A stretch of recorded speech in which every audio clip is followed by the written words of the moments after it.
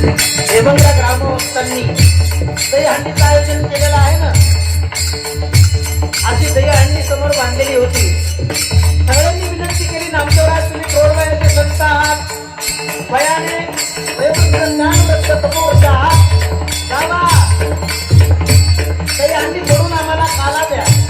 त्यावेळेला संत शिरोमणी नामदेव महाराज म्हणतात, खऱ्या अर्थाने सांगू का, अरे काला देण्याचा अधिकार मला नाही.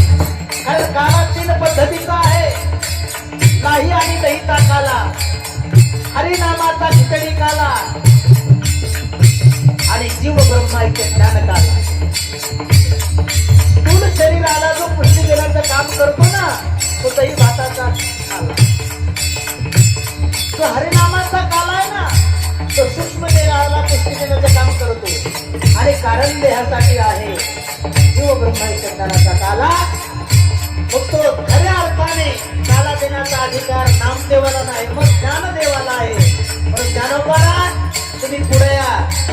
ज्ञानोबराने दहीहंडी फोडली आणि त्या काळात कलियुगात सर्वात पहिल्यांदा संतांच्या संगतीमध्ये विशेष काला कोणी दिला, चंद्रभागेच्या वाळवंटात माझ्या ज्ञानोबरांनी त्याचं वर्णन नामदेव महाराज करतात.